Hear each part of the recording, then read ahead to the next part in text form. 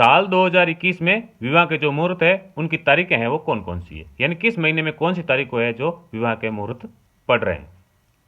तो उससे पहले हम 3 ग्रहों के बारे में विवरण करेंगे कि जो गुरु और सूर्य और चंद्रमा, ये जो 3 ग्रह है, इनका जो स्थान है, अगर चौथे घर में है या फिर 8वें घर में है या फिर 12वें घर में है, अगर इस स्थिति में है तो उन जातक का या विवाह है वो नहीं हो सकता।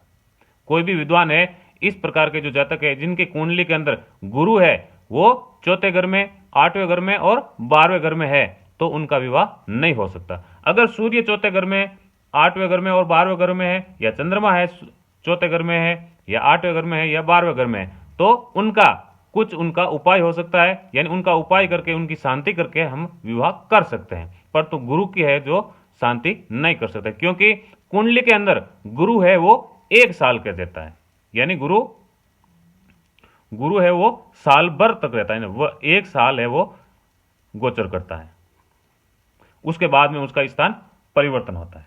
ठीक है। उसके बाद में जो सूर्य है, तो सूर्य है वो कितने दिन रहता है, 1 महीना, 1 माह है, यानी 1 माह के बाद में वो अपना स्थान है वो परिवर्तन कर देता है, यानी दूसरी राशि में चला जाता है, गोचर कर लेता है। और जो चंद्रमा है, ठीक है, तो चंद्रमा है वो 2.25 दिन, कितने दिन, 2.25 दिन, 2.25 दिन है वो वहां पर यानी गोचर करता है, उसके बाद में है वो आगे चल जाता है। तो इनका हम उपाय कर लेते हैं, चंद्रमा का भी उपाय हो जाता है, और गुरु है वो 1 साल पर रहता है, तो साल भर रहने के कारण है, यानी जिस जातक की कुंडली के अंदर गुरु चौथे घर में है, 8वें घर में है और 12वें घर में है, तो उस जातक की शादी नहीं हो सकती। अगर ऐसे भी अगर किया जाता है तो उनके जीवन में किसी न किसी रूप में है परेशानियों का सामना करना ही पड़ता है, या तो उनका डिवोर्स होना या ऐसा कुछ लड़ाई झगड़े रहना, यानी उनकी जीवन के अंदर है कठिनाई आना शुरू हो जाती है। ठीक है। तो हम देखेंगे सबसे पहले जनवरी में, यानी जनवरी महीने में के अंदर विवाह के जो मुहूर्त है वो है या नहीं है। तो दिसंबर 2020 से ही यानी खरमास शुरू हो जाता है, जो 15 जनवरी 2021 तक चलती है। कहां तक चलता है, 15 जनवरी। तो 15 जनवरी तक का है कौन सा रहता है, खरमास रहता है। और उसके बाद में यानी 16 जनवरी से, कब, यानी 16 जनवरी से शुरू होकर के कहां तक हो जाएगा, 13 फरवरी तक। कहां तक, 13 फरवरी। 13 फरवरी तक है वो जो गुरु है वो क्या हो जाता है, अस्त होता है, गुरु अस्त। तो गुरु अस्त है तो उस स्थिति में विवाह के मुहूर्त नहीं होते। इधर पहले 15 जनवरी तक क्या रहता है, खरमास रहता है, मलमास रहता है, उस कारण से यहां पर विवाह के मुहूर्त नहीं रहते। और फिर क्या होता है, 16 जनवरी से शुरू होकर के 13 जो फरवरी है वहां तक है गुरु रहता है अस्त। तो गुरु अस्त होता है, तो गुरु अस्त होने के कारण उस समय भी विवाह के मुहूर्त है वो नहीं होते। ठीक है। उसके बाद में देखेंगे फरवरी, 14 फरवरी से शुरू हो जाएगा और कहां तक चलेगा, 18 अप्रैल तक। कहां तक, 18 अप्रैल। 18 अप्रैल तक है शुक्र अस्त हो जाता है। कौन हो जाता है, शुक्र है वो अस्त हो जाता है। तो कुल मिलाकर के जनवरी, फरवरी और मार्च और 18 अप्रैल तक शुक्र है वो अस्त हो जाता है। क्या है, शुक्र भी अस्त हो जाएंगे, यानी गुरु भी अस्त है और शुक्र भी अस्त है। तो इन स्थिति के अंदर है विवाह के मुहूर्त है वो नहीं होते हैं। फिर 19 और उसके बाद में 21 अप्रैल यानी रामनवमी के बाद में, यानी 22 अप्रैल को, कब, 22 तारीख में यहां बता देता आपको, 22 और उसके बाद में 25, उसके बाद में 26 और उसके बाद में 27,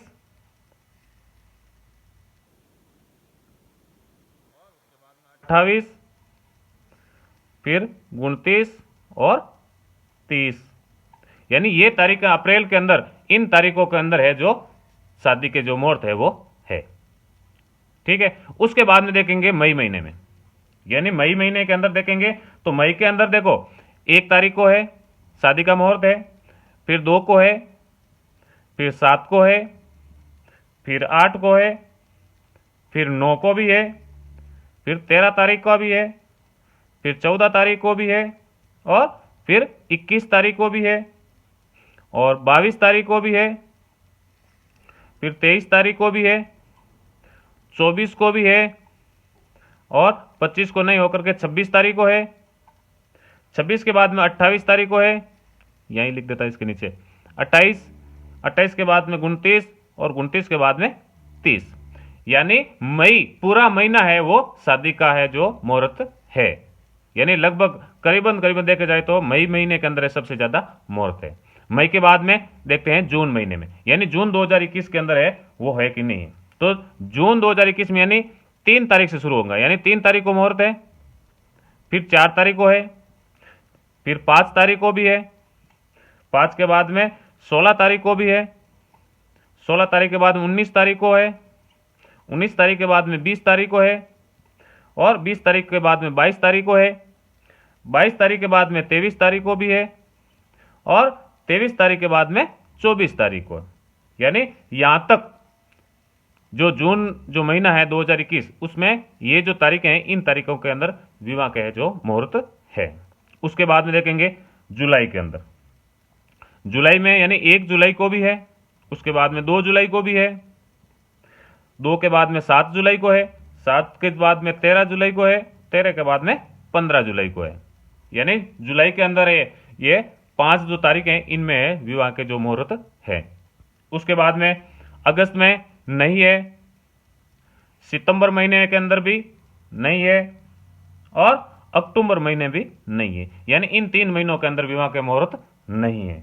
उसके बाद में देखते हैं नवंबर, यानी नवंबर के अंदर देखेंगे तो नवंबर शुरू में यानी नहीं है, बल्कि 15 तारीख से शुरू होंगे। 15 तारीख को है, फिर 16 नवंबर को भी है, फिर 20 नवंबर को भी है, फिर 21 नवंबर को भी है, और उसके बाद में 28 यहां लिख देता 28 नवंबर को भी है, और 29 नवंबर को भी है, और 30 नवंबर को भी है। ठीक है। उसके बाद में आ जाएगा दिसंबर, या दिसंबर 2021। तो दिसंबर महीने के अंदर देखेंगे तो यहां पर 1 तारीख को भी है, 1 दिसंबर के दिन विवाह का मुहूर्त है। उसके बाद में 2 दिसंबर को भी है, फिर 7 दिसंबर को भी है, और 7 के बाद में 11 दिसंबर को भी है, और 11 के बाद में 13 दिसंबर को भी विवाह के मुहूर्त है। ठीक है ना। तो ये जो महीने थे पूरे साल 2021 के अंदर इन महीनों के अंदर है वो विवाह के जो मुहूर्त है वो पड़ रहे हैं। तो यहां पर आपको यही देखना है कि आपकी कुंडली के अंदर गुरु है, शुक्र है, और चंद्रमा है। ये चौथे घर में, कौन से में? चौथा, 8वां और 12वां, इन घर के अंदर ये नहीं होना चाहिए। अगर है तो आपका विवाह है वो नहीं हो सकता। अगर सूर्य अगर चौथे, 8वें, 12वें में है तो उनका उपाय हो सकता है, उपाय करके उनकी शादी हो सकती है। चंद्रमा आगे अगर चौथे में, 8वें में, 12वें में पड़ रहा है तभी उनका उपाय होकर के उनकी शादी हो सकती है, क्योंकि ये 2.25 दिन रहता है तो उसमें आगे पीछे हो सकता है। ये महीने भर रहता तो महीने भर है वो, ये महीने में नहीं तो अगले महीने में शादी हो जाएंगी।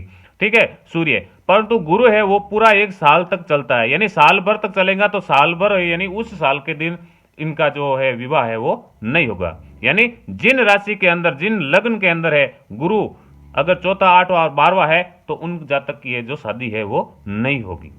ठीक है, वो आपको ध्यान रखना है। अगर चौथा, 8वां, 12वां गुरु है तो शादी नहीं होगी। और ऐसा कोई भी विद्वान है जो है ये अगर चौथा, 8वां, 12वां में अगर गुरु पड़ रहा है तो उनकी शादी का मुहूर्त है वो नहीं निकालेगा। ठीक है, ये आपको विशेष तौर से आपको ध्यान रखना है। अगर कोई करता है, इस स्थिति के अंदर कोई भी शादी कर लेता है तो उनकी शादी है वो लंबे समय तक नहीं रह सकेंगी, उनके परिवार में सुख समृद्धि है वो भी नहीं रहेंगी। हो सकता है वो उनकी शादी हो और कुछ अनहोनी भी हो सकती है, या फिर अनहोनी नहीं है तो उनका डिवोर्स भी होना तय है। यानी सुख समृद्धि से यानी उनका जो स्थिति है वो खराब ही रहने वाली है। ऐसी स्थिति के अंदर उनका जो शादी अगर कोई करेगा तो। ठीक है, तो इस प्रकार थी ये पूरी की पूरी जानकारी। आशा करता हूं कि ये जानकारी आपको पसंद आई होगी। अगर ये जानकारी अगर आपको पसंद आई है तो हमारे चैनल को आप सब्सक्राइब, शेयर और लाइक जरूर करिएगा। तो हम फिर मिलेंगे एक नए वीडियो के साथ। तब तक के लिए जय श्री कृष्ण, राधे राधे।